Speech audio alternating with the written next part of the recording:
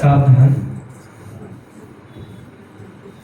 नमो अरिहंतारं नमो सिद्धारं नमो आर्यरीयारं नमो वज्रायारं नमो लोहे सव्यसागुरम्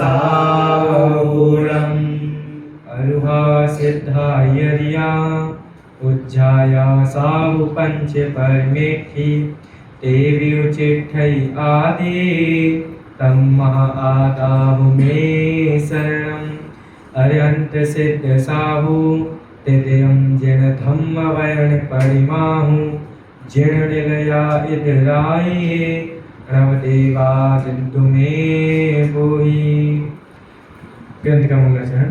निज स्वरूप को परम रस जाने भरो अपार बंदो परमानंद में समय सारे अभिकार कुंद कुंद मुनि चंद पर अमृत चंद नींद आत्मरसी नानारसी बंदो पद अरबे ज्ञान को उजागर सहज सुख सागर सुगुण रत्ना कर विरागे रस बन्यो है शरण कीर्ति हरे मरण पुनः भय कर करण सोभिदिन चरण अनुसर्यो है धर्म को मंडन भरम को विहंडन धर्म नरम है के धर्म सो लग्यो है ऐसो मुनि राज भोग लोक में विराजमान निरखे बनारसी नमस्कार करो है निरखी बनारसी नमस्कार करो है। आलस तो नहीं आ रहा आप सभी को आज? नहीं। किसी को आलस आ रहा है क्या? पक्का? चलिए, क्योंकि आज बहुत सारी मुख्य मुख्य बातें करनी है और आलस आ रहा होगा तो अपने आलस को रोकना, क्योंकि आज का विषय थोड़ा सा कठिन आप लोगों को लग सकता है, इसलिए वैसे लगेगा नहीं, इतना मैं विश्वास दिलाता हूँ, और लगे तो फिर सबकी अपनी अपनी योग्यता है। अध्यात्म का महान ग्रंथ समय सार जो एक मात्र शुद्धात्मा का विवेचन करता है, हम कैसे हैं, हमारा क्या स्वरूप है, हमने क्या गलती की है, उसको बताता है समय सार ग्रंथ। जीव ने अनादिकाल से शुद्ध परिचिनाणु भूदा सब सभी काम भोग बद्ध कहा एयत तस्व लभो नवणी न सुलभो विह तस्य। अनादिकाल से हमने काम भोग बंधन की कथा से हम शुद्ध हैं, परिचित हैं और अनुभूत हैं, इसलिए हमें शुद्धात्मा की महिमा नहीं आई है। इसलिए आचार्य देव शुद्धात्मा की महिमा क्या है? चार भूले हमारी जो एकत्व, ममत्व, कर्तृत्व और भोक्तृत्व, इन बुद्धि का नाश समय सार के माध्यम से कराया है, कराने का प्रयत्न किया है। क्योंकि आचार्य देव ने खुद कुंजकुन आचार्य ने गारंटी दी है। क्या गारंटी दी है?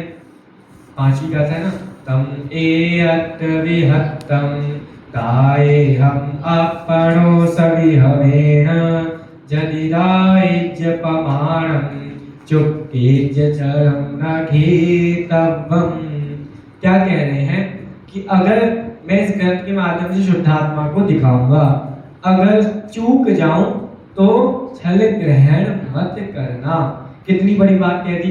वैसे तो आचार्य को विश्वास है मैं चूकूंगा नहीं, क्योंकि उनकी सज्जनता है, वे माफी मांगते हैं। जैसे तत्वासुद के अंत में पढ़ते हैं ना मंगलाचरण में, अक्षर पद मात्रम विधि वाला छंद, आप किसी को याद है? हाँ, पूजन में भी पढ़ते हैं अक्षर पद मात्रा विधि हीनादि जो कोई इत्यादि। तो हमारे आचार्य हमसे क्षमा मांगते हैं, हमें क्षमा करना अगर कुछ भूल हो जाए, और जो सज्जन हैं जिनको भूल का ज्ञान हो जाए वो मुझ पर हंसना नहीं, मेरी भूल को सुधारना। क्योंकि टोडामल जी ने लिखा अपनी जगह सम्यक ज्ञान चंद्रिका की पीठिका में, क्या लिखा कि ये जो बड़ा कार्य मैं कर रहा हूँ गोमट सार जैसी ग्रंथ की मैं वचनी का टीका जो लिख रहा हूँ सम्यक ज्ञान चंद्रिका, मैं हूँ अल्प बुद्धि, मैं हूँ मंद बुद्धि, ऐसा लिख रहे हैं अपने आप को। और मंद बुद्धि अगर ऊंचा कार्य करता है तो उससे अवश्य भूल हो जाती है। अगर मुझसे अगर इसमें भूल हो और भविष्य में ज्ञानी जन पढ़े, उनको समझ में आए तो मुझ पे कहता हंसना नहीं, मेरी भूल को सुधारना, मंद बुद्धि समझकर मेरे को माफ करना। ऐसा उन्होंने अपने आप को लिखा है। ऐसे आचार्य कह रहे हैं, वैसे मैं चूकूंगा नहीं, लेकिन चूक गया तो छल ग्रहण मत करना, क्योंकि आचार्य ने तो अपना स्वभाव वैभव जान लिया है। वो चाहते हैं जो चीज मैंने जानी है, जिससे मेरे को कल्याण हुआ है, वो भी तो बाकी सब जाने, इसलिए मैं समय सार लिख रहा हूँ। अब एक प्रश्न चिन्ह खड़ा हो जाता है हमारे परंपरा में, विद्वानों में, आप लोगों से भी पूछना हूँ। आचार्य कुंदकुंज स्वामी महाविद्य क्षेत्र गए थे, तो समय सार महाविद्य से पहले लिखा है बाद में लिखा? बाद में। क्या लगता है आप लोगों को? अच्छा, समय सार छोड़ो, प्रवचन सार, नियम सार, अष्टप्रवर, पंचास्तिका इत्यादि जो भी ग्रंथ हैं, वो महाविद्य से पहले लिखे, महाविद्य के बाद में लिखे? देखिए, अब महाविद्य के पहले लिखा जाए या बाद में लिखा जाए, हमें तो उससे कोई मतलब नहीं पड़ता है, हमें तो मूल बात से मतलब पड़ता है। अब महाविद्य के बाद लिखे हैं तो हमें महिमा ज्यादा आती है, क्योंकि श्रीमंत भगवान से सुनकर आए। अगर नहीं चाहते और महाविद्य से पहले अगर समय सार लिखते, तब भी हमारे अंतरंग में उतनी ही महिमा होनी चाहिए, क्योंकि वो कार्य उनकी दृष्टि में कोई महान नहीं है, होना तो महान चाहिए, क्योंकि जिनेंद्र तीर्थंकर का दर्शन करना सबको थोड़ी ना मिलता है, किसी महान जीवों को मिलता है। जैसे सुदीप जी भाई साहब है ना, सुदीप जी दिल्ली, उन्होंने जो नाटक समय सार लिखा है, उसकी बहुत विशाल अच्छी प्रस्तावना लिखी है। उन्होंने ऐसा सिद्ध किया है कि आचार्य कुंदकुंज स्वामी ने प्रवचन सारे ग्रंथ समय सार इत्यादि सब कुछ उन्होंने महाविद्य से पहले लिख लिया था, और प्रवचन सार महाविद्य के बाद लिखा है। क्योंकि प्रवचन सार के प्रारंभ में 5 गाथाओं में, मंगलाचरण में तो वो आती है एक गाथा, उसमें विदेह क्षेत्र के तीर्थंकरों को, क्योंकि प्रत्येकम प्रत्येकम ऐसे शब्द आते हैं, प्रत्येक तीर्थंकर को मैं नमस्कार करता हूँ। उसमें महाविद्य क्षेत्र के तीर्थंकर को याद कर दिया तो ऐसा प्रतीत भाषित होता है कि प्रवचन सार महाविद्य क्षेत्र के बाद में लिखा गया होगा। चलो जो भी लिखा गया हो, लेकिन हमारे आचार्य देव ने पहले लिखा बाद में लिखा, कोई बात नहीं, लिखा तो कार्य तो किया। जो जैसे जितने भी टॉपर्स होते हैं कक्षाओं में, उनकी एक बहुत गंदी आदत होती है। क्या होती है? सुनना। जैसे हमें कुछ चीज़ का ज्ञान हो जाए, कुछ चीज़ अच्छी मिल जाए, हैं, स्पेशल एग्जाम में कोई टीचर ने ऐसा क्वेश्चन दे दिया जो किसी को नहीं आता, हमको आता है, तो वो सामने वाले को बताएगा कि नहीं बताएगा? बिल्कुल नहीं बताएगा। अगर बता दिया तो टॉप कैसे आएगा? बाकी सब तो नंबर ले आएंगे उसके, उसी क्वेश्चन के आधार से तो नक्की होगा कि टॉप कौन आएगा, तो सबको नहीं बताएगा। लोभी प्रवृत्ति होती है ना, हमें टॉप आना है, हमें फर्स्ट आना है। ऐसे ही आचार्य कुंदकुंज देव के पास लोभी प्रवृत्ति नहीं है। उन्होंने जो जाना है वो भी चाहते हैं कि जगत के जन उसको जाने, जिससे मेरा कल्याण हुआ है। जैसे 16 कांड भावना अपन पढ़ते हैं, तो 16 कांड जो भावनाएं अलग अलग, आप बालकूट का प्रश्न है, तीर्थंकर किसे कहते हैं? बहुत सारी परिभाषा आप लोगों ने सुनी होगी, बस इतना सा उसमें ऐड करो। शास्त्रों में जो परिभाषा आई है, पुराणों में तीर्थंकर किसे कहते हैं? जो ये भावना भाते हैं कि जगत के सारे जीवों का कल्याण हो, सब जीव सुखी रहें, कोई दुखी ना रहे, ऐसी भावना भाते हैं, वो तीर्थंकर बनते हैं। उनको तीर्थंकर प्रकृति का बंध होता है। इसमें कौन सी बड़ी बात है? हमने यहीं बैठे बैठे अभी भावना बात हो, मैं भावना बात हूँ सबका कल्याण हो, आप भावना बात सबका कल्याण हो, तो हम तीर्थंकर बन जाएंगे? नहीं, ऐसे नहीं है। जब अंतरंग से फीलिंग्स आएगी तब ऐसा कार्य होता है। जैसे एग्जाम्पल, कभी बाजार में जा रहे हैं, रास्ते में चल रहे हैं, और कभी कभी ऐसी दुकानें दिख जाती हैं जिनको हमें नहीं देखना चाहिए, तो हम क्या करते हैं? उनको देख देख के जाते हैं क्या? नहीं, हमारा ऑटोमेटिक हमारा मस्तक नीचे हो जाता है, हम नीचे अपनी आंख बंद करके मुंह फेरते हैं, वहां से चले जाते हैं।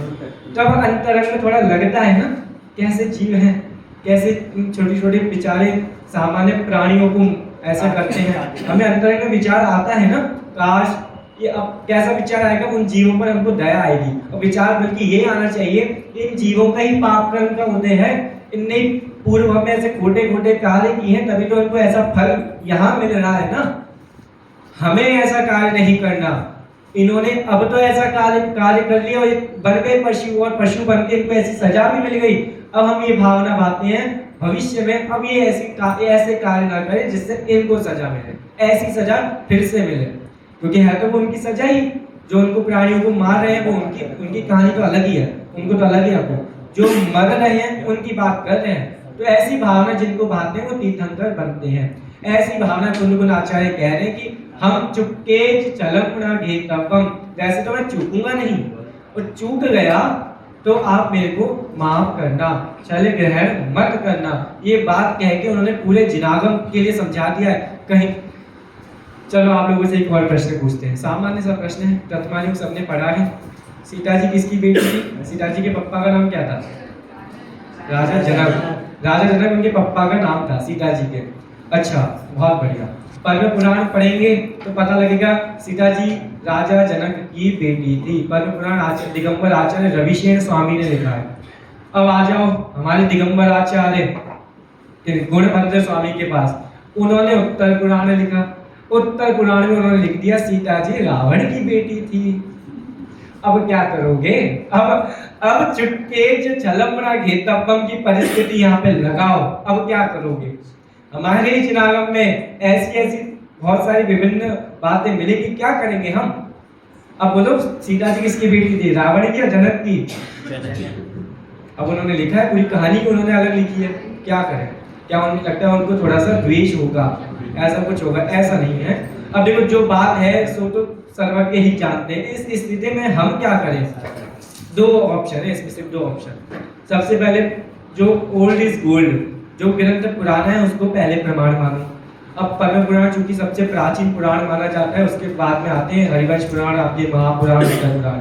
चलो एक ऑप्शन ये है, उन्होंने जो लिखा वो भी गलत नहीं लिखा, क्योंकि जो उन्होंने कहानी बनाई है रावण की बेटी बना दिया। अब रावण को पता लग गया किसी निमित्त ज्ञानी से कि ये तुम्हारी बेटी का ही हस्बैंड तुम्हारी मृत्यु में निमित्त बनेगा, तो ऐसी बेटी कौन चाहेगा? अब बेटी को मार तो सकता नहीं है, जैसे आज वो इतनी सारी महिलाओं के लिए वो निकालते ना सरकारी योजनाएं, ऐसे उस समय भी योजनाएं निकलती होंगी, लड़कियों को मत मारो, लड़कियों को पढ़ाओ, बेटी बचाओ। तो रावण ने बेटी को नहीं मारा, लेकिन बेटी को अपने से अलग कर दिया, अभी वो जनक को मिल गई। सिर्फ इतना सा चेंज किया उन्होंने बस, बाकी लेकिन देखो ग्रंथकार ने चेंज तो कर दिया, लेकिन मूल प्रयोजन तो फिर भी बदला नहीं, प्रयोजन तो वही रखा ना उन्होंने। ऐसे ही एक बार करनाल योग में आपको एक जगह ऐसा मिल जाएगा कि सुमेरु पर्वत की हाइट ऐसी है ऐसी है। तो धवला में आचार्य वीरसेन स्वामी के शिष्य ने आचार्य वीरसेन स्वामी से पूछा, जो सुबह बताया था धवला के वीरसेन आचार्य, कि एक आचार्य ऐसा कह रहे हैं, एक आचार्य ऐसा कह रहे हैं, ये तो गलत बात है ना, कौन सही है? जरा आप बता दो, आप बहुत बड़े ज्ञानी हो। तो वीरसेन आचार्य ने उसमें लिखा है उनकी भाषा में कि मेरी जुबान ये कहने में समर्थ नहीं है ये गलत है और ये सही है। हमसे बड़े आचार्यों को हम गलत नहीं कह सकते, मेरी जुबान में सामर्थ्य ही नहीं है।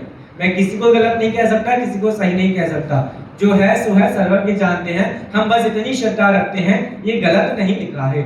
जिनागम में 1-2% चेंज मिल सकता है, उससे अपन को ज्यादा छल ग्रहण नहीं करना। जैसे बताओ हम सब प्रक्षाल करते हैं सुबह, है ना, बड़े भक्ति उत्साह से करते हैं, तो प्रक्षाल कैसे करना चाहिए? प्रक्षाल कैसे करना चाहिए? तो कुछ लोग धारा से करते हैं, कुछ लोग सिर्फ छन्ने का परिमार्जन इत्यादि करते हैं। अच्छा बताओ पंचामृत अभिषेक करना चाहिए कि नहीं करना चाहिए? नहीं करना चाहिए, सभी ने एक स्वर में कह दिया। लेकिन अब आप फंस गए। अब आप जाओ हमारे आचार्य के पास, दिगंबर आचार्य रविशेन जिन्होंने पद्म पुराण लिखा, दिगंबर आचार्य जिनसेन जिन्होंने आपका हरिवंश पुराण लिखा, इसमें मिलेगा पंचामृत अभिषेक करना चाहिए। अब क्या करोगे? अब तो फंस गए हम। हमारे ही शास्त्र जो तलवार हम दूसरों पे चलाते हैं वही तलवार हम पर चल गई। अब क्या करेंगे? अब हम भी करें पंचामृत अभिषेक, छले के निकल ले ऐसे। अब देखो बहुत सारे कथन हैं, कभी कभी शास्त्रों में कोई बात मिला देते हैं। पहले के समय में ऐसे ही होता था, कुछ एक आध पंक्ति लिख के तो हमें लगता है जिनसेन आचार्य ने लिख दिया, रविशेन आचार्य ने लिख दिया। ऐसे भी बहुत सारी मिलावट बातें हमारे आचार्यों के ग्रंथों में हुई है, ये कुछ नॉर्मली बात है। अब एक ही जगह लिखा, अगर रविशेन आचार्य भी 10 जगह लिखते तो हम मानते पंचामृत अभिषेक करना चाहिए, सही कह रहे हैं। एक जगह लिखने से क्या होता है? और उसमें अभिषेक के तो बहुत सारे लिखा है, इनकी कथा में इन्होंने अभिषेक के ऐसे सब में लिखना चाहिए था ना, किसी में ने एक जगह लिखा है। तो इसलिए आप समझ जाओ कि चुकेज छलम ण गेहितव्यम, चूक जाए तो छल ग्रहण मत करना। ऐसी स्थिति जिनागम में हमारे नेत्रों के सामने आ जाए तो छल ग्रहण मत करना। इसलिए कुंदकुन आचार्य का समय सार सर्वोपरि ग्रंथ है, प्रवचन सार सर्वोपरि ग्रंथ है। इनके माध्यम से हमें अध्ययन करना चाहिए। उन्हीं समय सार और इनकी समय सार की महिमा तो कितनी करें। गणेश प्रसाद पंडित जी ने अपनी आत्मकथा लिखी, मेरी जीवन गाथा, उसका नाम है मेरी जीवन गाथा। उसमें उन्होंने एक जगह लिखा है कि मैं हर दिन स्वाध्याय करता हूँ, हर दिन। बहुत ज्ञानी जीव थे वो, पूरी आत्मख्याति संस्कृत की समय सार की टीका उनको कंठस्थ थी, सब पूरे प्रतिदिन। जैसे पूज्य गुरुदेव जी सुबह उठेंगे 47 शक्तियाँ, 47 नए, इन सब का पाठ करते थे मूल संस्कृत से। ऐसी उनको गणेश प्रसाद पंडित जी को भी सब याद था। तो उन्होंने एक जगह लिखा, मैं स्वाध्याय प्रतिदिन करता हूँ, लेकिन जिस दिन मैं समय सार और मोक्ष मार्ग प्रकाशक के 10-15 पन्ने नहीं पलटता तो मेरे को लगता है मैंने उस दिन स्वाध्याय ही नहीं किया। ऐसा उन्होंने अपनी आत्मकथा में समय सार मोक्ष मार्ग प्रकाशक के बारे में लिखा है। इसलिए समय सार की कितनी महिमा है हम जानते हैं, हम नहीं जानेंगे तो कौन जानेगा, शराबी कबाबी जानेंगे क्या। इसलिए हम ही जानते हैं कि समय सार क्या है, समय सार किस मिसाज का नाम है, किस मिसाल का नाम है, ये हम ही जानते हैं। और उसी समय सार की महिमा बढ़ाने के लिए पंडित बनारसी दास ने अनेकों प्रयत्न किए हैं, जिसमें से हमने कल देखा था कि पंडित बनारसी दास जी कैसे कैसे भोगों में लगे थे। जब आगरा आए जीवन थोड़ा सुधरा और अरथमल घोर के द्वारा जो विद्वान थे उन्होंने उनको पांडे राजमल जी की जो कलश टीका है समय सार की, वो उनको पकड़ाई कि इसका अध्ययन करो। तो उनको आनंद आया पढ़कर, ऐसा आनंद आ गया, आनंदाभास उनको लग रहा है मेरे को आनंद आ रहा है, लेकिन वो उनका आनंदाभास है, उनको आनंद नहीं है। तो उन्होंने क्या किया, एक कमरे में बंद हो गए 4-5 दोस्तों के साथ और मानते लगे थे कि मैं मुनि हूँ। तो कहते हैं कुछ समय के लिए मैं यति हूँ और कुछ समय बाद श्रावक हूँ। इसलिए लोगों ने उनको खोसरामती बनारसी दास कहना प्रारंभ कर दिया। खोसरामती पंडित, खोसरामती शब्द का मैंने भी आपको कल बताया था। अब हम देखते हैं उनके जीवन में, यहाँ तक तो हो गया सब कुछ, अब आगे क्या हुआ वो भी एक बार देख लेते हैं। एक बार जो हमने कल छंद पढ़े थे ना, निकालो पेज नंबर 6।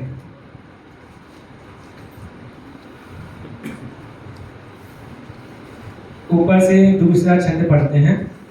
राजमल ने टीका करी, सो पोथी तिनि आगे धरी, कहे बनारसी सो तो बाचू, तेरे मन आवेगा सांचू। उसके अगले का अगला छंद मैं सिर्फ छंद का पाठ कर रहा हूँ ताकि आपको विषय ख्याल में आ जाए। मुख्य जो छंद है, करनी को रस मिटी गयो, भयो न आत्म स्वार, भई बनारस की दशा, जथा ऊंट को पा। नीचे वाला, नगन होई चारों जने, फिर ही कोठरी माही, करही भय मुनिराज हम, कछु परिग्रह नाही। इतना आपको समझ में विषय ख्याल में आया होगा। अब देखो अगले पेज पे 7 नंबर पेज पर जो पैराग्राफ है मैं उसको पढ़ता हूँ, सुनना ध्यान से सभी, आप देखिए पुस्तक में।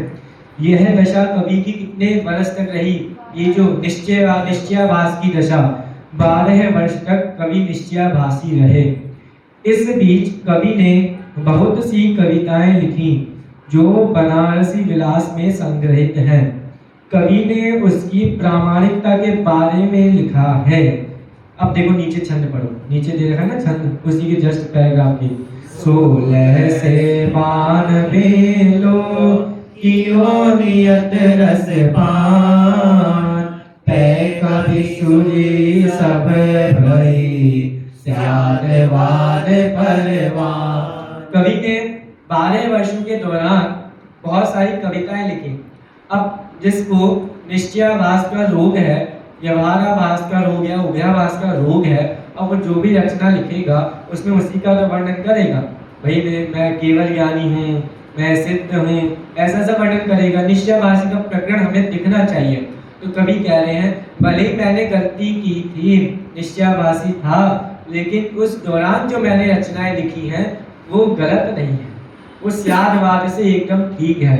उसी के बारे में उन्होंने लिखा है 16 से 92 कियो नियत रसपान। मैं तुरंत 12 वर्षों तक निरंतर आत्मा का रसपान करता रहा, ऐसा उनको लगता था। इसलिए पैक कवि सुरीक सब भई, उस बीच उनकी कविताएं भी बहुत सारी लिखी गई, अपने कवित्व का दर्शन भी उन्होंने सबको कराया। तो कह रहे हैं स्यादवाद परवान, स्यादवाद से प्रमाणित है, झूठी नहीं है। तो अपनी कविताओं की प्रामाणिकता वो बता रहे हैं। अब थोड़ा चेंजेस लाइफ में जैसे होता है ना, क्या बोलते हैं जब मूवी के बीच में एक वो आता है ना इंटरवल, एक को चीज आती है क्लाइमैक्स। हाँ, अब क्लाइमैक्स थोड़ा सा आ रहा है मूवी में, मूवी चल रही है ना। अब पता है, अच्छा मैं आपको बता रहा हूँ, आप सुन रहे हो, आपको मूवी जैसा लग रहा होगा, हमारे सामने वो घटना बन रही होगी। एक पंडित बनारसीदास जी खड़े हैं, ऐसे ये विद्वान है पंडित बनारसीदास चतुर्वेदी। क्या नाम है? पंडित बनारसीदास चतुर्वेदी। उनका नाम भी बनारसीदास था। तो वो तो अभी के हुए हैं, आपके प्रेमचंद के सब जमाने के। वो इसको पढ़ रहे थे अर्थ कथानक को। तो उन्होंने लिखा अपने उसमें, पंडित बनारसीदास चतुर्वेदी ने पंडित बनारसीदास जी की अर्थ कथानक के विषय में लिखा, जब मैं अर्थ कथानक को पढ़ रहा था तो मेरे को लग रहा था कि मैं एक सिनेमा देख रहा हूँ। तो अब हमें भी लग रहा है कि हम सिनेमा देख रहे हैं। तो देखो अब क्लाइमैक्स क्या आता है। अब नीचे वाले प्यारे प्यारे छंद उन्होंने अपने बारे में लिखे हैं, वो पढ़ते हैं। अब वो कल कितने दोस्त थे उनके साथ? 4। उनका नाम भी आया, देखना चलो। अनायास इस ही समय नगर आगरे था, रूप चंद पंडित गुनी आयो आगम जान। अब जब प्रकृति किसी से, ये नियम है, जब प्रकृति किसी से कुछ चीज छीनती है तो अवश्य उसको कुछ ना कुछ वरदान अवश्य देती है। ऐसे ही पंडित बनारसीदास जी से उनके पाप कर्म के उन्होंने बहुत कुछ छीना। पहले तो गलत संप्रदाय में पैदा करवाया, उनके ही पाप कर्म का उदय था, उनके ही भूले थे, उन्होंने पूर्व में कोई पाप किया होगा, जिनवाणी नहीं सुनी होगी, तो ऐसे संप्रदाय में पैदा हो गए। चलो कोई बात। अब और ही पाप कर्म का उदय आ गया, उसमें भी और ही गलत काम में लग गए, सत्य व्यसन में लग गए, इत्यादि इत्यादि, बहुत गलत कार्य किया। चलो कोई, लेकिन उनको एक वरदान अभी भी मिला हुआ था। कौन सा? कवित्व का वरदान, कवि, अच्छे कवि का वरदान उनके पास था। चल कोई बात नहीं। अब थोड़ा पुण्य का उदय आया तो डायरेक्ट इतना पुण्य का उदय आया, समय सार मिल गया, समय सार। उस जमाने में जहाँ प्रिंटिंग मशीन नहीं थी, कुछ नहीं था, उस जमाने में डायरेक्ट समय सार मिल गया, इतना तीव्र पुण्य का उदय। अब इतना मिलने के बावजूद भी कोई गलती करे तो धिक्कार है उसकी मति को, धिक्कार है उसकी बुद्धि को। फिर भी उनके पाप कर्म का उदय आ गया तो विनाश काले विपरीत बुद्धि हो ही गई। अब इतना कुछ आने के बावजूद भी उनके पुण्योदय में अभी भी सामर्थ्य है, हम भटकने नहीं देंगे आपको। आपने पूर्व में पाप तो किया था, उनके पुण्य भी इतना किया था कि जिनवाणी आपको मिलकर ही रही, और मिली तो मिली, ऐसी मिली कि अंतिम समय तक भी छूटी नहीं। तो एक विद्वान आए, क्या नाम आया? पांडे रूपचंद जी, राजमंत्री नहीं, रूपचंद जी। पांडे नहीं है, पंडित रूपचंद जी है। पांडे पंडित एक ही बात है, पांडवों को भी पहले पंडित कहते थे। तो इसलिए पंडित रूपचंद जी आए आगरा में, पता लगा इस व्यक्ति को समय सार मिल गया, ये ऐसा कार्य कर रहा है, गलत काम है, इसको समझाना पड़ेगा। हम समझाने का ही प्रयास कर सकते हैं, ज्यादा कुछ नहीं कर सकते। समझ जाए तो ठीक है, नहीं समझे तो उसके ऊपर। तो अनायास इस ही समय नगर आगरे थान, रूपचंद पंडित गुनी आयो आगम ज्ञान। रूपचंद जी के बारे में कहा जाता है, भारत जो है ना, दिल्ली में भारतीय ज्ञानपीठ, वहां से पुस्तक प्रकाशित हुई है, हिंदी जैन साहित्य के विद्वान, ऐसे इस पुस्तक का नाम है। उसके 5 भाग हैं, 5 भाग। एक भाग इतने मोटे मोटे हैं, वो उसमें पता है क्या है? सिर्फ हिंदी भाषा के जैन विद्वानों का परिचय है, सिर्फ हिंदी भाषा के। प्राकृत भाषा के अलग है, अपभ्रंश भाषा के अलग है, संस्कृत भाषा के अलग है। अब सोचो कितने सारे जैन हीरोज हमारे पास हैं, उनके बारे में कौन जानेगा। तो उसी पुस्तक में मैंने देखा भाग 4 में इनका परिचय दे रखा है। क्या बता रखा है इनके बारे में? इन्होंने बहुत सारी रचनाएं की हैं, बहुत सारे जीवों का कल्याण किया है, अनेकों अन्य मत के कवियों के साथ बैठ के बातें की हैं। इन्हीं का उल्लेख आता है। अब वो मेरे को सत्य तो नहीं लगता, क्योंकि लगता है कोई और रूपचंद जी होंगे। एक रूपचंद जी का उल्लेख आता है कि उन्होंने आपके जो प्रसिद्ध कवि हैं कबीर दास, उनको गोमत सार पढ़ाया था। एक उल्लेख उसमें ऐसा आया है। और हो सकता है रूपचंद नाम के कोई और विद्वान हो, उन्होंने पढ़ाया हो। तो हमारे कवि हमारे मत के अवलंबियों को तो शास्त्र पढ़ाते थे, अन्य मतावलंबियों को भी शास्त्र पढ़ाते थे, क्योंकि पहले के समय में ज्ञान की बहुत महिमा थी, विद्या की बहुत महिमा थी। सबको आसानी से विद्या नहीं मिलती, और बड़े बड़े लोग होते हैं उन्हीं को विद्या मिलती है। अब जो छोटी जाति में पैदा हुए उनको तो विद्या का वही नहीं है। उस समय उनको सरकार ने आदेश भी दिया विद्या ग्रहण करो, आप इसी कार्य में लगे रहोगे। ऐसे ही पंडित बनारस, देखो इनके बारे में बताता हूँ, पीछे आओ पेज नंबर, देखो पेज नंबर 5। जो विद्या का अधिकार है ना, विद्या का अधिकार किससे होता है, पंडित बनारस जी ने बताया उस समय के अनुसार। देखो देखो ये वाला पैराग्राफ पढ़ो। कवि को पर्याप्त शिक्षा प्राप्त न हो पाने के कारण भी तत्कालीन सामाजिक परिस्थितियों में वे खोजे जा सकते हैं। कवि का जन्म वणिक कुल में हुआ था और उस समय वणिक पत्रिका पढ़ना लिखना अच्छा नहीं माना जाता था। इसलिए कवि में बस एक गुण था, वो अध्ययन के प्रिय थे, उनको अध्ययन बहुत प्यारा था। तो अध्ययन प्रिय होना कवि का एक दुर्गुण उस समय माना जाता था। कि वणिक माने क्या होता है? व्यापारी। व्यापारी का बेटा क्या करेगा? व्यापार करना चाहिए ना उसको। अब वो पढ़ेगा लिखेगा, अपने अलग फील्ड में जाएगा, उसके पापा का व्यापार कौन करेगा फिर? क्योंकि पहले के समय में एक ही बेटी का जो विवाह हो गया वो चली गई पराए घर। अब बेटे को कम से कम पापा का व्यापार संभालना चाहिए ना। पढ़ाई लिखाई करके कहीं और करेगा तो कैसे काम चलेगा? आजकल तो सब चलता है, अपने व्यापार को कोई नहीं करना चाहता, लोग नया काम करना चाहते हैं। तो वही उन्होंने कहा। अब इसी बात को अब लोगों ने उनसे कहा, बेटा क्या कर रहा है, पापा का व्यापार संभालो, क्यों पढ़ाई करनी है, मत करो, इतना पैसा है, शांति से बैठे रहो। तो वो कहते नहीं, मेरे को अध्ययन करना है। अध्ययन के प्रति बहुत प्रिय थे, छुप छुप कर वो अध्ययन करते थे। तो उन्होंने आगे पे लिखा है, मैं छुप छुप कर अपने दोस्तों के पास से एक पन्ना लेता था, गुरु जी के पास जाके पढ़ता था, रात में पढ़ता था ताकि किसी को पता ना लगे। ऐसे बहुत प्रिय है अध्ययन के। अब इससे आप निकालो छात्र कैसा होना चाहिए, व्यक्ति कैसा होना चाहिए, उनसे सीखे। तो देखो 2 छंद भी लिखे उन्होंने अपने बारे में, देखो पढ़ो, इसको ही पढ़ते हैं। आए नगर जौनपुर फेरी, कुल कुटुंब सब बैठे घेरी, गुरुजन लोग देहि उपदेश, आशिक बाज सुने दर्दे। क्या लिखना आपको? आशिक बाज बनारसी। वो उनको लोग उपदेश दे रहे हैं, उनकी मीटिंग लग रही है, परिवार के लोग बैठे हैं, गुरुजन बैठे हैं, बेटा तुम क्या कर रहे हो, गलत कार्य मत करो। मीटिंग का रूप बना ना, वो बीच में बैठे, सब उनको घेरा बना के बैठे हुए हैं। अब अगला छंद देखो। बहुत पढ़े वाचन अरुभाट, वणिक पुत्र तो बैठे हाट, बहुत पढ़े सो मांगे भी, मानव पूत पढ़े किसी। कोई गाना आता है ना, पढ़ोगे लिखोगे तो होगे खराब, है ना? वही यहाँ पर लगा रखा है, बेटा बहुत पढ़ोगे लिखोगे तो भीख मांगनी पड़ेगी। ऐसा कह रहे, उस समय की स्थिति का वर्णन भी वो कर रहे हैं। बहुत पढ़ाई लिखाई करने वाली व्यक्तियों की हालत कैसी होती है पता लग रहा है। इसलिए कह रहे बेटा अपनी दुकान पर बैठो, पापा के साथ कारोबार करो तो ज्यादा सुखी रहोगे, पढ़ाई लिखाई में मत रहो। लेकिन फिर भी उन्होंने पढ़ाई लिखाई की, और उनकी पढ़ाई लिखाई हमको काम आ रही है कि उन्होंने नाटक समाचार जैसे ग्रंथों को हमें दिया है। आ जाओ उसी पेज पर, पेज नंबर 6 नहीं,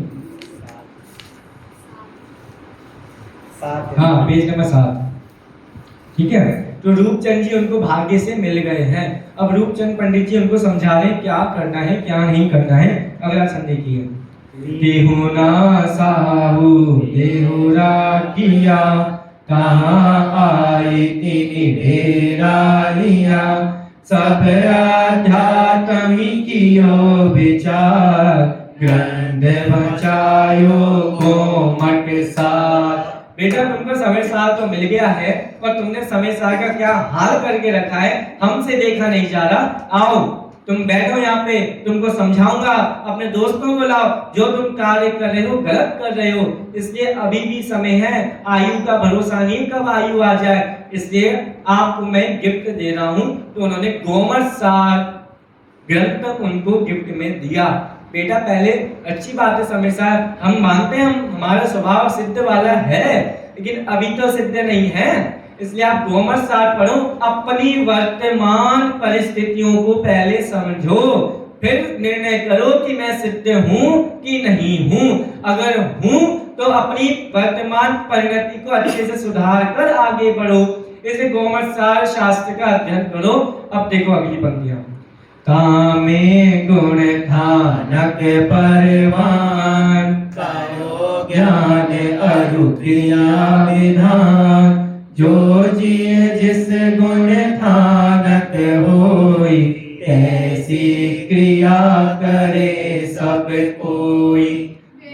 कभी कभी जब महात्मा गांधी जी ने अपनी आत्मकथा लिखी, क्या नाम है, सत्य के प्रयोग, है ना, उसमें जब लिखा तो महात्मा गांधी जी से पूछा गया कि आपने अपनी आत्मकथा लिखी है, हम क्यों पढ़ें इसको, हमें तो नहीं पढ़ना। तो उन्होंने कहा मत पढ़ो, अच्छी बात है, लेकिन अगर पढ़ोगे तो तुम कुछ ना कुछ सीख जाओगे। ऐसी ही जो हमारी अर्ध कथानक है पंडित बनारसीदास जी ने लिखी है, उसमें सिर्फ कहानी नहीं है, हमें लगेगा उन्होंने अपने पूरे जीवन का वर्णन कर दिया। उन्होंने उसमें बीच बीच में सिद्धांतों को भी समझाया है। एक सिद्धांत यहाँ पे आ गया, अब बताना, मैं विवेचन करूंगा सिद्धांत का कौन सा सिद्धांत है, आप लोग बताइएगा। देखो कह रहे हैं तामे गुणथानक परवान, उसमें जो गुणस्थान है गोमट सार कर्म कांड या जीव कांड पढ़ा है किसने, आत्मादि में पढ़ा है गोमट सार। गुणस्थान का वर्णन किसमें, कर्म कांड या जीव कांड, कर्म कांड। कर्म कांड में गुणस्थान का वर्णन है, और उन कर्म कांड में जब गुणस्थान का वर्णन किया है, और उस गुणस्थान को जब मैंने पढ़ा है, तो अब देखो कहो ज्ञान अरु क्रिया विधान, ज्ञान हो रहा है, लेकिन कैसे होगा, जैसा ज्ञान होगा वैसे ही क्रियाएं भी यथा योग बदलती जाएंगी। चौथे गुणस्थान में होगा तो वैसी अवृत्ति वाली क्रिया होंगी, पांचवें में आएगी तो वृत्ति वाली क्रियाएं होंगी, छठवें में आएगी तो महावृत्तियों की क्रिया होगी। ऐसे ज्ञान के अनुसार क्रियाएं चलती जाएंगी। जो जिये जिस गुण थानक होई, तैसी क्रिया करे सब कोई। जो जीव जिस गुण स्थान में है, वो जीव उस गुण स्थान के अनुसार अपनी क्रियाएं करेगा, अपनी क्रियाओं में परिवर्तन नहीं कर सकता। अगर अभी श्रावक हो तो श्रावक की क्रिया करो, महावृत्तियों की क्रिया करने का कोई अधिकार नहीं है। और जब महावृत्ति बन जाओ तब करो महावृत्तियों की क्रिया, 28 मूल गुण का पालन करो, वन में जाके रहो, इत्यादि कार्य करो। तो ऐसे उन्होंने बता दिया। बताओ कोई सिद्धांत क्या समझ में आ रहा है इससे, तो समझ में आ रहा है इससे सिद्धांत क्या आ रहा है समझ में। चलो अभी लगता है विचार नहीं किया है ना, विचार कीजिएगा तब बताना सिद्धांत क्या समझ में आ रहा है। इसमें क्या क्रमबद्ध पर्याय निकल रही है, इसमें क्या वस्तु स्वातंत्र का ज्ञान निकल रहा है, इसमें क्या ज्ञान क्रियाभ्याम मोक्ष ये सिद्धांत निकल रहा है। विचार करना कौन सा सिद्धांत निकल रहा है, आप लोग देखिएगा। भिन्न भिन्न विवरण विस्तार, अंतर्नियत बहिर्व्यवहार, सबकी कथा सबे विधि कही, सुनी के संशय कछुब न रही।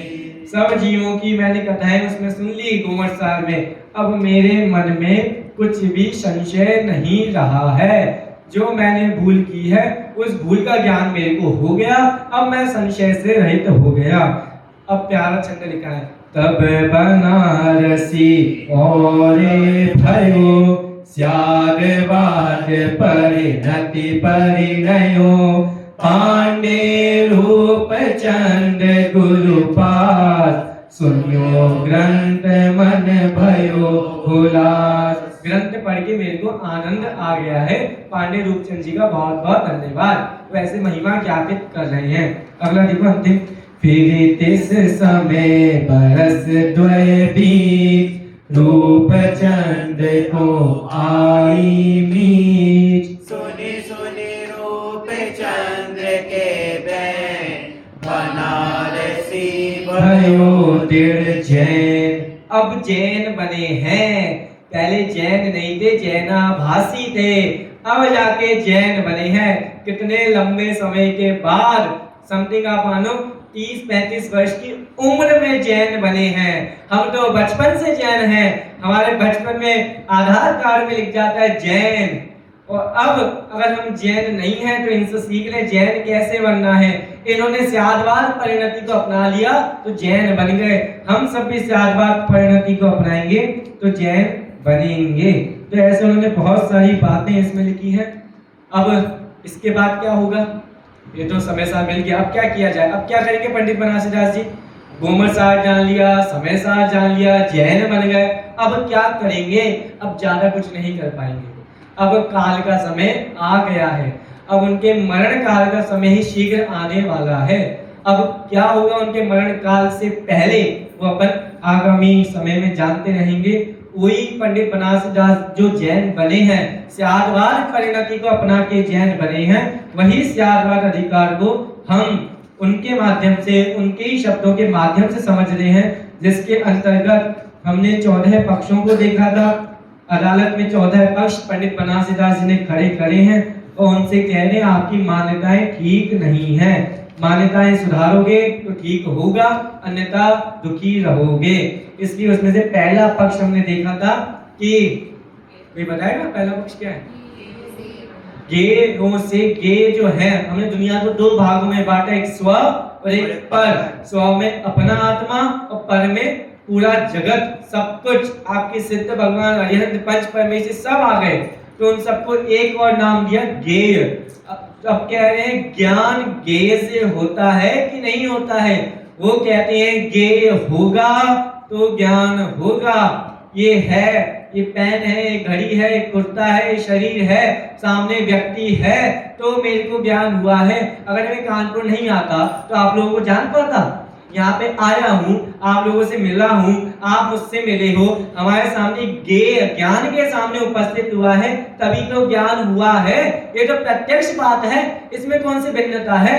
तो हमारे आचार्य ने सबको समझाया, जो जो गेय या समझो जो ज्ञान का विषय होता है वो ज्ञान का कारण नहीं हो सकता है। गेय ज्ञान में आए अवश्य है, लेकिन गेयों से ज्ञान नहीं हुआ है। इसके लिए आपको प्रमेय रत्नमाला का कल हमने छंद भी बताया था। एक बार मैं फिर से सिर्फ छंद बोलूंगा, व्याख्या नहीं करूंगा, आप समझ जाना क्या विवरण है। पीते कारागारे तमसी चा शुचि मुखाग्र दुर्भेद्ये मयि चा निमिलित नयने तथापि कांताननम व्यक्तम। तो गेयों से ज्ञान नहीं होता है। उन्होंने सिद्ध कर दिया कि एक कमरे में व्यक्ति बंद है और अंधेरा है, बहुत ही अंधेरा है, सुई के नोक दिख जाए इतना भी वहां पे प्रकाश नहीं है, ऊपर से आंख पे काली पट्टी बांधी है, आंख भी बंद है, फिर भी उसको अपनी कांता का चेहरा स्पष्ट प्यारा सा दिख रहा है, उसमें उसका कोई भेद नहीं पड़ रहा है। तो गेय तो सामने नहीं है, फिर भी ज्ञान हो गया ना। हम सबको भी ऐसे ही ज्ञान होता है। फिर भी इसमें जो हमने सिर्फ छंद पढ़ा था, आज उसका विवेचन देखते हैं। निकालिए पेज नंबर 319, नीचे वाला छंद देखते हैं, सभी पढ़ना साथ में। को मोर कहे जैसे प्रथम सवारी भीति, पाछे ताके ऊपर सुचित आचो लिखिए। जैसे मूले कारण प्रकट घट पट जैसो तैसो ताहाँ ज्ञान रूप कारज वैसे किए। ज्ञानी कहे जैसी वस्तु तैसो ही स्वभाव ताको, गेय भिन्न भिन्न पद पे किए। कारण कारज दो एक ही में निह चेपे, तेरो मत साचो व्यवहार दृष्टि देखिए। क्या उदाहरण दिया, समझ नहीं आता उदाहरण को। एक बार एक राजा ने नगर में घोषणा करवा दी कि यहाँ पर हमारे महल में ड्राइंग कंपटीशन होगा, जिसको जो मानता है मैं अच्छा चित्रकार हूँ उनका स्वागत है, वे आइए और वो अच्छा चित्र बनाइए, हम उनको इनाम देंगे। लेकिन अगर अच्छा चित्र नहीं बनाया तो मृत्यु दंड मिलेगा, और अगर बना दिया बढ़िया, मेरे को पसंद आ गया, तो फिर आपको चांदी हो जाएगी। ठीक है, अब कौन आएगा ऐसे में? कौन अपनी मौत को बुलावा देना चाहेगा? फिर भी दो लोगों ने हिम्मत करी, उनको विश्वास था हम अच्छा चित्र बना सकते हैं। ठीक है भैया, चले गए दोनों लोग। राजा ने बोला आप बना सकते हैं, कॉन्फिडेंस है आप में, श्योर हो? 100%? बिल्कुल श्योर है महाराज, बताइए हम बनाएंगे। कितना समय देंगे आप? 6 महीने का समय देता हूँ। 6 महीने तक मेरे इस दरबार में इसी कमरे में रहोगे, आपका सारा भोजन पानी यही रहेगा, आप यहाँ चित्र बनाएंगे। राजा ने ठीक है, बनाना किस पर है? पेज नहीं लाए क्या तुम? ब्रश नहीं लाए? पेंटिंग का सामान नहीं लाए? ये भी हम देंगे क्या? देना ही पड़ेगा आपको, तब इतना बड़ा आयोजन किया था, आपको ही देना पड़ेगा। ठीक है, हम देते हैं। राजा ने दोनों को एक जगह खड़ा कर दिया, तुम यहाँ पे खड़े हो जाओ, तुम वहां पे खड़े हो जाओ। और क्या किया? उनके बीच में कपड़ा लगा दिया, एक बड़ा कपड़ा लगा दिया, ताकि वो आर पार एक दूसरे का समान चित्र ना देख सके। और दोनों को एक दीवार दे दी, इस दीवार पे आपको चित्र बनाना है, उस दीवार पर आपको चित्र बनाना है, बढ़िया। अब दोनों ने पहले तो 2 दिन तक सोचा क्या बनाए जो इनको पसंद आ जाए। तो एक ने विचार किया मैं एक काम करता हूँ, इन्हीं का ही चेहरा बना देता हूँ। अब अपना चेहरा किसको पसंद नहीं है? सबको पसंद है। तो ठीक है, तो उसने बढ़िया सा राजा का चेहरा बना दिया। धीरे धीरे 6 महीने पूरे हो गए। अब राजा आए, हो गया तुम्हारा समय, तुम्हारी समय की अवधि अब पूरी होती है, बताओ क्या बनाया है। इधर गए, पर्दा भी बीच में लगा है, राजा ने कहा पर्दा खोल दिया जाए। पर्दा खुल गया। अब क्या होगा? क्लाइमेक्स आ रहा है, क्लाइमेक्स। तो अब क्या हो रहा है? वो देखा, अरे बाप रे, इन्होंने तो मेरा ही चेहरा बना दिया, वाह, ताली बजाओ इसके लिए, बहुत बढ़िया, इसने चेहरा बना दिया हमारा। आनंद, क्या प्यारा चेहरा बनाया, अपना चेहरा सभी को प्यारा होता है। तो बहुत मजा आ गया उसको चेहरा देख के। अब दूसरे वाले को देखा तो भैया दिमाग खराब हो गया। क्यों बेटा, तुम्हारी दीवार खाली कैसे रह गई? क्यों कुछ नहीं बनाया? तुम्हें 6 महीने कम पड़ गए क्या? उसकी पूरी दीवार खाली, उसने कुछ नहीं किया, कुछ एक ब्रश, एक पेंसिल तक नहीं चलाई उस पर। तो उसने कहा महाराज 1 मिनट रुक जाओ, आप बीच में खड़े हो, थोड़ा इधर आ जाओ, साइड हो जाओ। उसने 6 महीने तक उस दीवार को इतना साफ किया, सामने वाले का पूरा चित्र उसके में दर्शित हो गया। अब उससे ज्यादा बढ़िया तो उस शीशे में उसका चित्र लग रहा है। सामने हमारा चेहरा जैसा हो हमें अच्छा नहीं लगता, दर्पण में चेहरा देखे तो अच्छा लगता है, कैमरे में चेहरा देखो, वो क्या कौन सा स्नैपचैट में चेहरा देखो तो अच्छा लगता है। ऐसे ही इतना प्यारा चित्र, अब राजा बहुत प्रसन्न हो गया, इनाम उसको ही दिया। ऐसे ही यहाँ पे कह रहे हैं, जैसे वो चेहरा जो उसने सामने रखा था वो दर्पण में झलका, तो राजा ने अपना चेहरा देखा या दर्पण देखा? बताओ। हम दर्पण में अपना चेहरा देखते हैं, दर्पण देखते हैं? आज तक किसी माइकल लाल ने दर्पण देखा है तो बताओ, या जो दर्पण में झलका है वो देखा है? अब देखो यहाँ पे क्या कह रहे हैं, सुनना ध्यान से। यहाँ तो हमने, यहाँ जो देखो ये उदाहरण में पीछे भावार्थ लिखा है वो देखो आप, कोई बहुत सामान्य भाषा में लिखा है, देखना।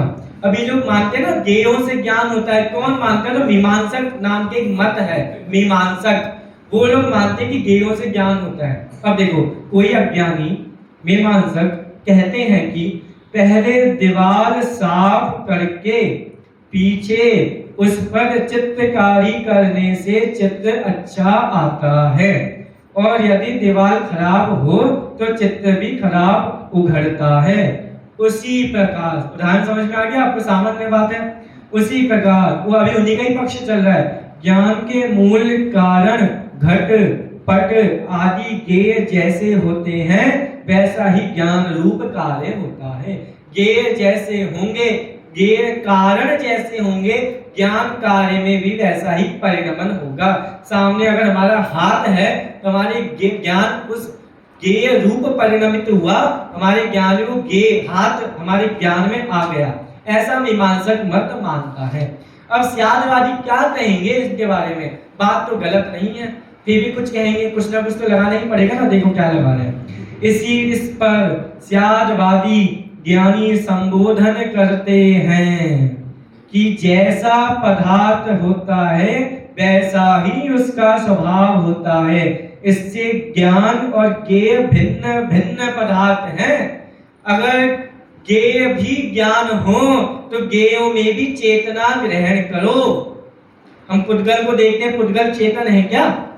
तो ज्ञान अलग है, उसका स्वभाव ही अलग है, वो ज्ञेयों का स्वभाव अलग है। तो एक कैसे हो सकते हैं? एक नहीं हो सकते।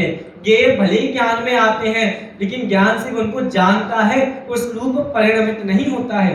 जैसे कभी कभी हम लोगों ने बचपन में सीआईडी बहुत देखा है, देखा ही होगा आप लोगों ने सीआईडी।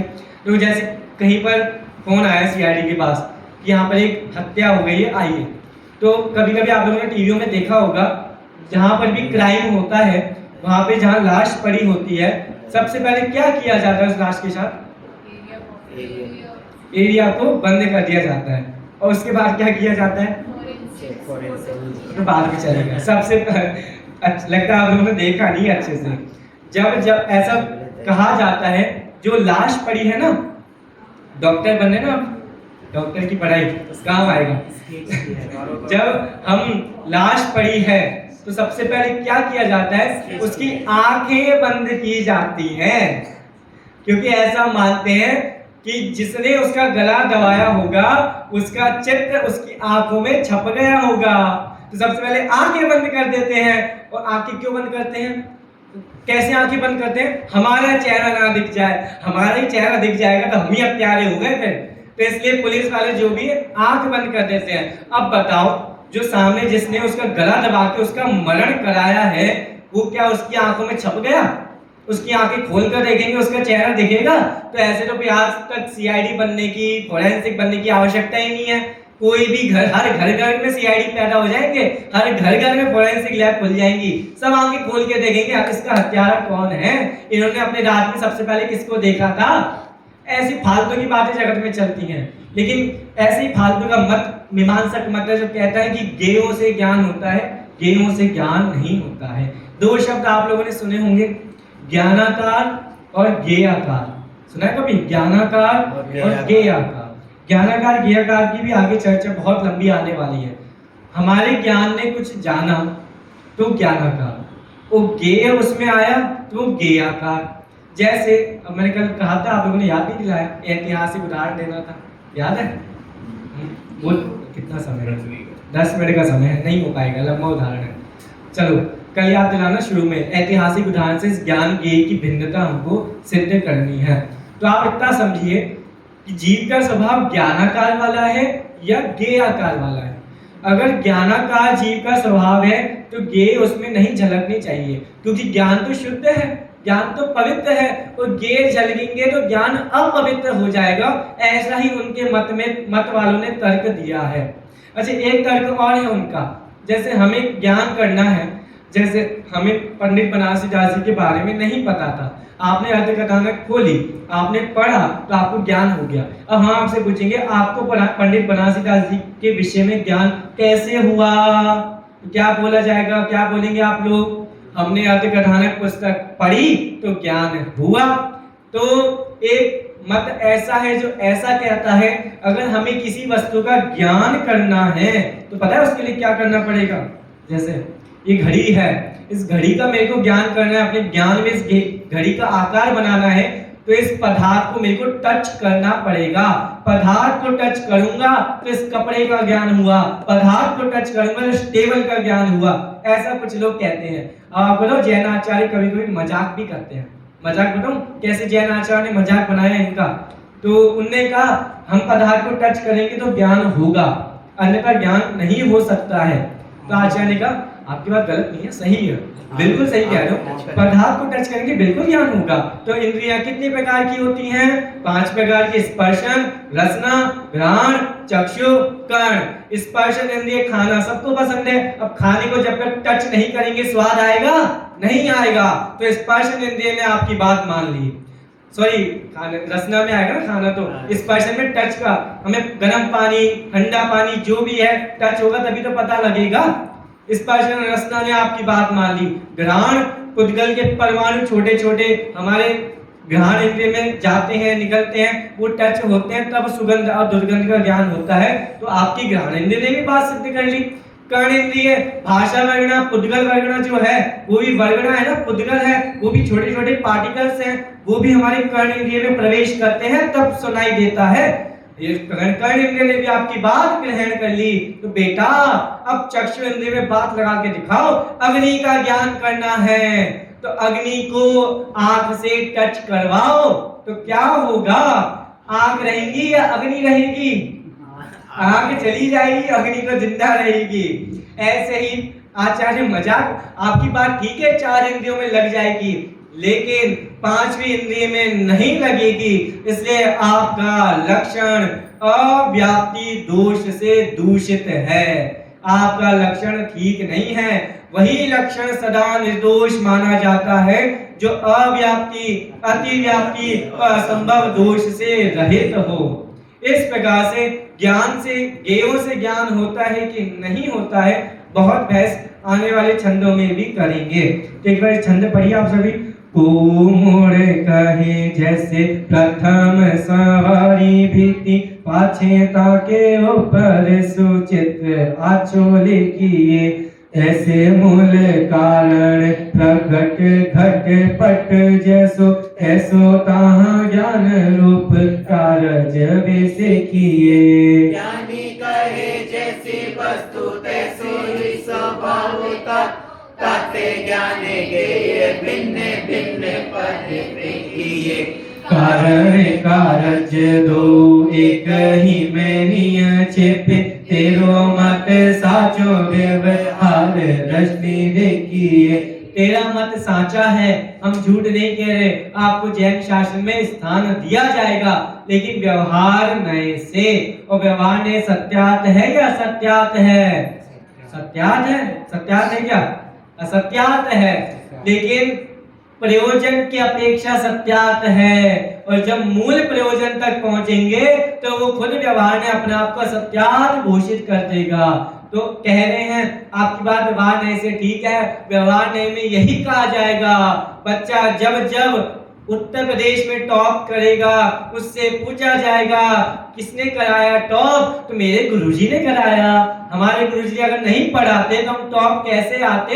व्यवहार में तो यही कहा जाएगा, लेकिन निश्चय से ज्ञेय भिन्न है और ज्ञान भिन्न है। ज्ञान ज्ञेय ज्ञान में दिखते हैं, लेकिन ज्ञान अपनी योग्यता के अनुसार ज्ञेयों को जानता है, ना कि ज्ञेयों के अनुसार ज्ञान जानता है। इस बात को हमें इतना यहाँ पे ग्रहण करना चाहिए। अभी आगे और भी बहुत सारे मत आएंगे, वो इस बात को स्वीकार नहीं करेंगे, अलग अलग तरीके से हमारे ही जैन आचार्यों को जाल में फंसाने का प्रयत्न करेंगे। तो हमारे जैन आचार्यों के पास सियादवाद की तलवार है, और कल आपको बताया था खेल खेल में हमारे आचार्यों ने समझाया है, हेलो लुप्त महामोह तमस्तोमं जयत्यदः प्रकाशयत् जगत् तत्त्वम् अनेकांतमयम् महा। हम उस अनेकांत सियादवाद को नमस्कार करते हैं जिसने जगत में प्रकाश का सही पदार्थ का सही स्वरूप हमको समझाया है, और उस अनेकांत को मैं खेल खेल में आपको समझाने का प्रयत्न कर रहा हूं। मैं नहीं, आचार्य देव आचार्य अम्बे चंद स्वामी खेल खेल में समझा रहे हैं, और वही खेल खेल का उपयोग पंडित बनारसीदास जी भी कर रहे हैं। तो हम सभी भी वास्तव में अपने ज्ञान स्वभाव को जाने, तभी हमारा कल्याण होगा। तो ज्ञेयों में जितनी हमारी लुप्तता है उसको कम करने का प्रयत्न करें। अंतिम छंद पढ़कर अपनी बात को पूर्ण करते हैं। पेज नंबर निकाल लीजिए, कितना है? 298। भेष में न ज्ञान नहीं ज्ञान गुरु वतन में, मंत्र जंत्र तंत्र में न ज्ञान की कहानी है, ग्रंथ में न ज्ञान नहीं ज्ञान कवि चातुरी में, पातनी में ज्ञान नहीं ज्ञान कहानी है। ताते भेष गुरु तक भित्त ग्रंथ मंत्र बात, अतीते ज्ञाने चेतना निशानी है, ज्ञान ही में ज्ञान नहीं, ज्ञान और ठोरे कहूँ, जाके घट ज्ञान सोई, ज्ञान का निधानी है, जाके घट ज्ञान सोई, ज्ञान का निधानी है। प्रश्न मंच, प्रश्न मंच।